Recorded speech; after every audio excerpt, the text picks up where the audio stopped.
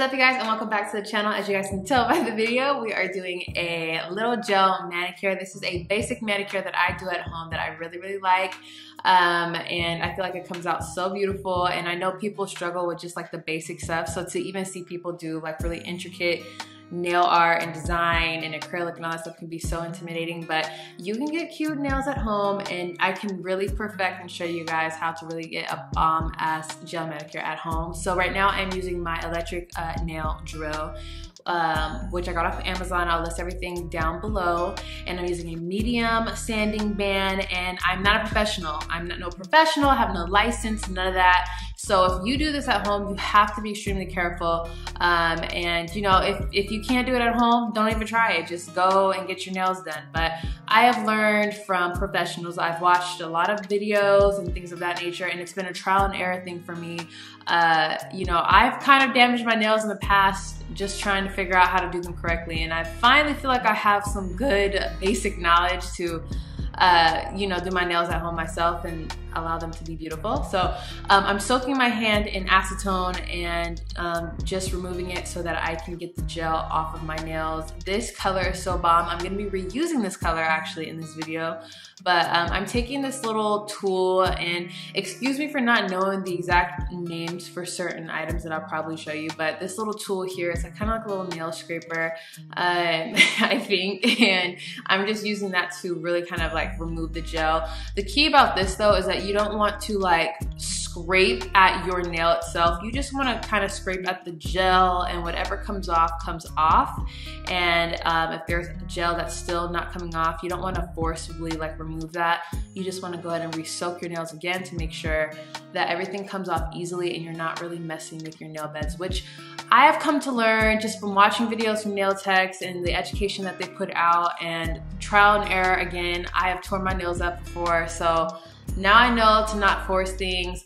Just re-soak them and just work your way down to getting that off your nails, but doing it safely so that your nails aren't tore up and ruined. So here they are, dry as hell, but all the polish is removed. So I do the other hand just so you guys know. I'm just showing you one hand in this video, but now I'm using a drill bit that has like a little ball at the end for the cuticles. I watch a few techs on YouTube, and one of them really recommended this on her Amazon. So this is something I also use, and I use this to really clean up the cuticles. I make sure I don't use a lot of pressure, and I make sure that I don't put pressure against my nail, more so the actual cuticle. Again, you really need to kind of be educated and take your time to learn. There's so many sources available, and of course professionals who teach this stuff, but from what I can tell you, you know, you have a cuticle that's dead, so that's kind of the part that you want to remove, obviously, because if you remove the live skin, that's going to be painful.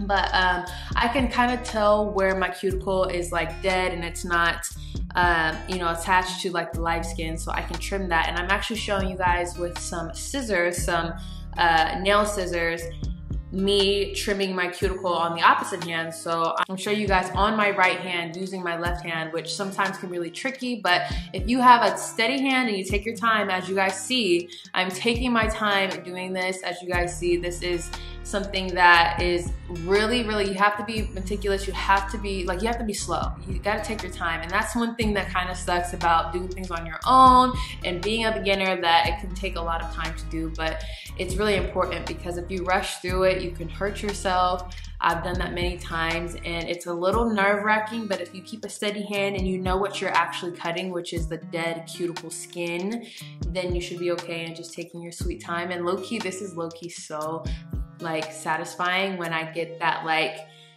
cuticle skin that's like in one piece off the finger. Like, I don't know, it's just very satisfying.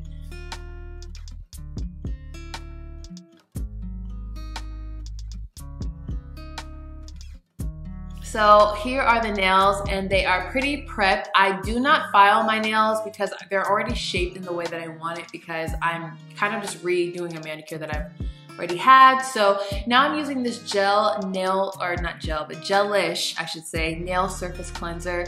This is specifically used to dehydrate the nail, and it's supposed to help with not necessarily removing the the texture on the nail that you had created when you kind of buffed the nail down and everything like that. I guess that's really good to hold in like the product and stuff. Again, correct me if I'm wrong because I'm not a nail tech. Right now I'm actually using a primer. I kind of sometimes use a primer, I sometimes don't. It all depends, but right now I'm using a gel primer and I don't have a name for it, unfortunately.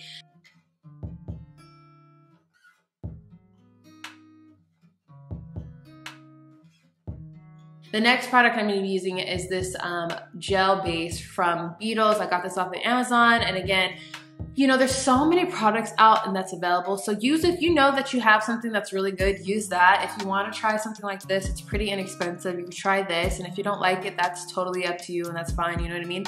This is just what I'm using, so you can kind of figure out what products you really like on your own. But I use a foundation, a base coat, because I really kind of want to fill in anything that's making my nails like seem lumpy. If there's any like dents or scratches, you know what I mean, like that. Not that there should be, but really to have an even layer of like an even layer for my nail surface. So now I'm going in with this gelish nail polish. This is in Black Cherry Berry. I hope you guys can see the name. I tried to like show it to you, but I start with my pinky, and the nail application, the nail polish one, is really important. And it's funny because I honestly do a better job applying darker polishes than I do nudes, because I think I'm a little bit more detailed.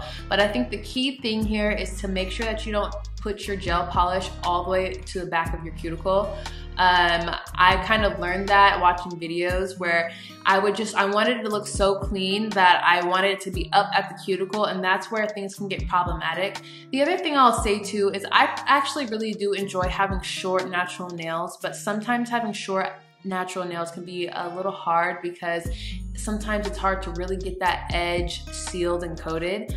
But as long as you just are careful around the cuticle, I wouldn't go all the way back. I would leave a little bit of space, which I'll show you guys here in a second once I'm done with this first coat. But I think that really, as you guys can see, it looks really perfected and you know, really clean, which can be difficult with dark colors because you know, once you mess up, sometimes you feel like you have to restart all over because it's really hard and it can leave a stain or whatever. Now I'm going in with the second coat. I had already cured the first coat with my gel light, my UV light, so now I'm just applying a second coat. And another thing too, another tip that you guys need to know is to keep the layers thin. I've done that many times. Actually, the set that beforehand was so thick that it was actually just chipping away. So if you keep it thin, they'll last longer. I'm also using the top coat. It's the same brand as the base coat. They came as a set, and I'm just doing a simple top coat. It's super easy. Again, thin layers and making sure that there's no like buildup in an area because that can make your nails lumpy and just off and weird. So thin layers are key when you're using gel, and making sure that you just, you know, leave a good amount, like a tiny bit of space between the actual gel and your cuticle, and it'll just look so professional and clean. And it's really simple. I mean, as long as you have a steady hand and follow these tips, I think you guys will have a really great set. And then I'm just gonna put my hand under the light.